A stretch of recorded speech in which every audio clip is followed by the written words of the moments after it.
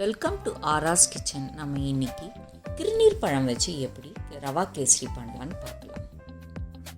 நான் இன்னைக்கு அதுக்கு ஒரு திருநீர் பழத்தோட பாதியும், ஒரு டம்ளர் ரவையும், ஒரு டம்ளர் பால், 2 டம்ளர் சர்க்கரை எடுத்துருக்கேன். திருநீர் பழத்தை தோலை நல்லா கட் பண்ணி எடுத்துக்கோங்க. வெள்ளை தெரியாத மாதிரி நல்லா ஆரஞ்சு வர வரைக்கும் நல்லா நிதானமாக கட் பண்ணி எடுத்துக்கோங்க. திருநீர் பழம்னு சொல்லுவாங்க, இல்லைன்னா முலாம் பழம்னு சொல்லுவாங்க. இப்போ இந்த வெயில் காலத்தில் இது நிறைய கிடைக்கும், ட்ரை பண்ணி பாருங்கள். நீங்களும் ரொம்ப நல்லாயிருக்கும். முலாம் பழத்தோட அந்த ஸ்மெல்லு வராது கேசரியில், ரொம்ப நல்லாயிருக்கும்.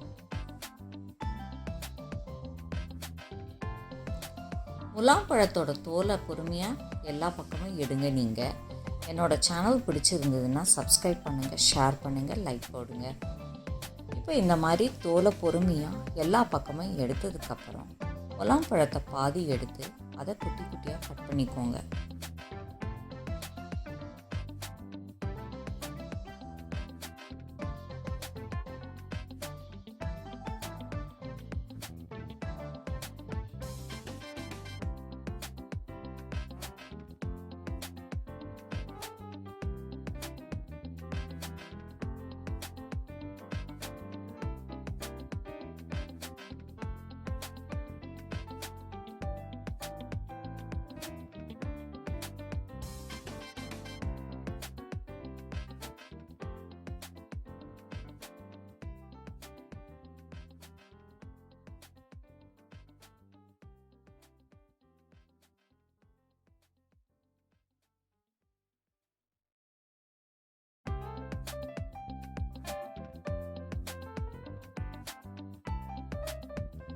முலாம் பழத்தை 2ஆக கட் பண்ணதுக்கப்புறம் அதோட நடுவில் இருக்க விரையெல்லாம் நல்லா க்ளீன் பண்ணதுக்கப்புறம் முலாம் பழத்தை குட்டி குட்டியாக கட் பண்ணி ஒரு மிக்ஸி ஜாரில் போட்டு நல்லா வெண்ணெயை அரைச்சிக்கோங்க.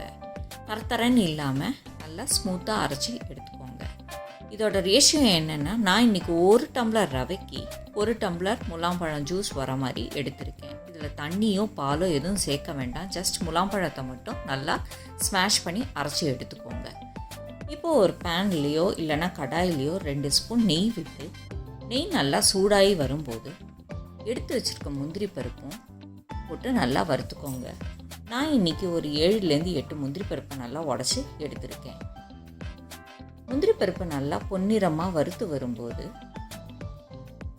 எடுத்து வச்சுருக்கிற ஒரு கை திராட்சையும் போட்டுடுங்க.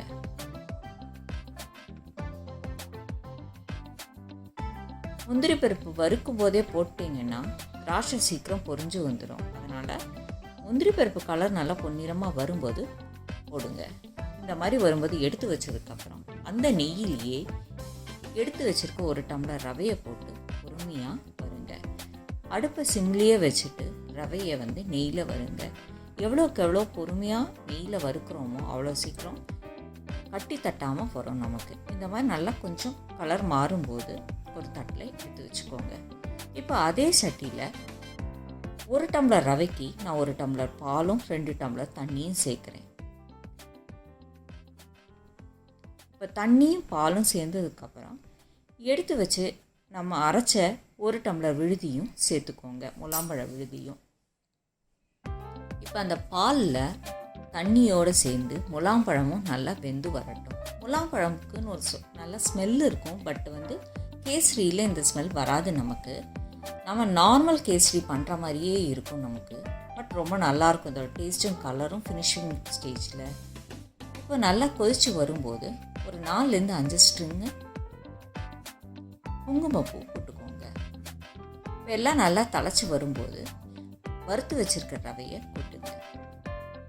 ரவை முலாம்பழம் பால் தண்ணியில் நல்லா வெந்து வர வரைக்கும் சிம்மிலேயே நல்லா கலந்து விடுங்க. இந்த மாதிரி தண்ணி வற்றி வரும்போது 1/2 ஸ்பூன் ஏலக்காய் போட்டு நல்லா கலரி விடுங்க. அடுப்பை சிம்மிலே வச்சு பண்ணிங்கன்னா நல்லா வரும் உங்களுக்கு. தண்ணி நல்லா வற்றி வந்ததுக்கப்புறம் எடுத்து வச்சுருக்க 2 டம்ளர் சர்க்கரையை போட்டுக்கோங்க. நான் இன்றைக்கி 1 டம்ளர் ரவைக்கு 2 டம்ளர் சர்க்கரை தான் போடுறேன். சர்க்கரை உங்களுக்கு கொஞ்சம் கூட வேணும்னு தோணுச்சுன்னா போட்டுக்கோங்க, பட் கரெக்டாக தான் இருக்கும் இதுவே. சர்க்கரை போட்டதுக்கப்புறம் அடுப்பை கொஞ்சம் இன்னும் கொஞ்சம் சிம்மில் வச்சு பொறுமையாக கிளறி கொடுத்தீங்கன்னா கட்டியே தட்டாமல் உங்களுக்கு சுகர் நல்லா கரைஞ்சி ரவையோடு நல்லா கரைஞ்சி வரும். இப்போது கை ஒட்ட கிண்டி கொடுத்துக்கிட்டே இருங்க. பொறுமையாக சிம்லேயே இருக்கட்டும். அப்போ தான் உங்களுக்கு கேசரி நல்லா வரும்.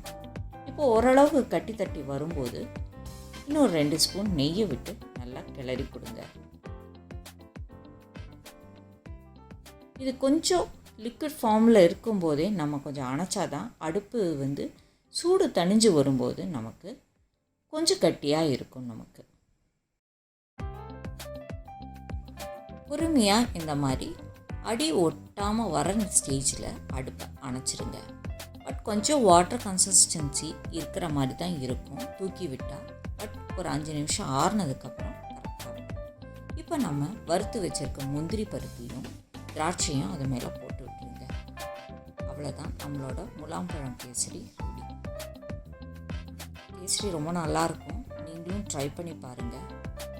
ஏன்னா இது சீசனுங்கிறதுனால எல்லாருமே ஒருக்கா ட்ரை பண்ணி பாருங்கள், சாப்பிட்டு பாருங்கள்.